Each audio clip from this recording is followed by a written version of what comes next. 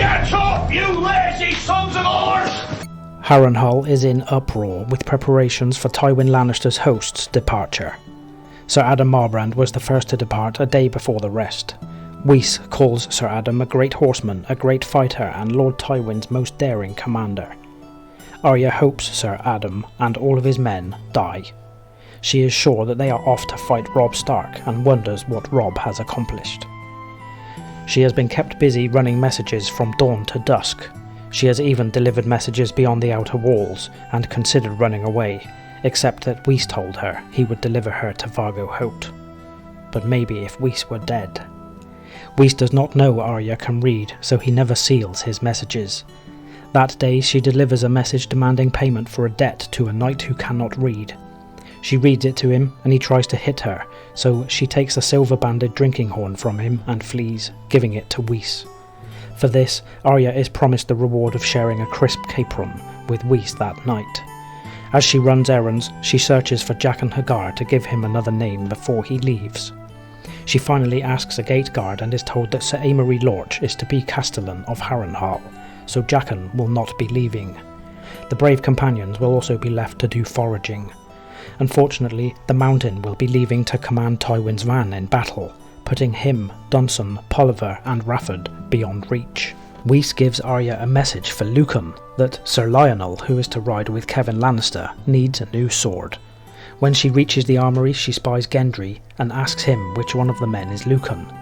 He tells her that Hot Pie asked him if he heard her scream Winterfell when they were fighting on the wall. Arya immediately claims that she didn't, but Gendry tells her she did, but that he told Hot Pie he needs to clean out his ears because she yelled, "Go to hell!" and she better have the same story. She doesn't want Hot Pie to know who she really is, and thinks maybe she should give Jaqen his name. Gendry gets Lucan, who pulls down a longsword and gives it to Arya, with the message that it is too good for such an oaf. Arya claims she will pass on the message, but will not because Whis will beat her bloody. The longsword feels good in Arya's hand, although a lot heavier than Needle, and she thinks it may not be a water dancer, but she is not a mouse either. She considers using the note to get a horse, pretending she is doing it for Sir Lionel since the stable boys aren't able to read.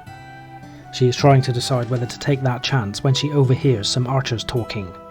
One says that Robb Stark brought giants from the north, another that Starks are more like wolves than men, and one states that Robb is scared to attack Harrenhal, and would piss in his pants if he knew they were coming.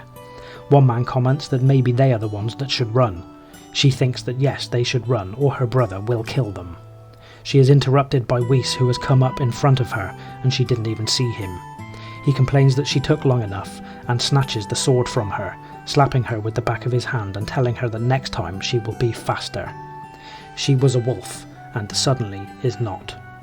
He asks her if she wants another slap, and tells her he wants none of her insolent looks, and to tell Tuffleberry that he has barrels for him, but he needs to send lads to fetch them.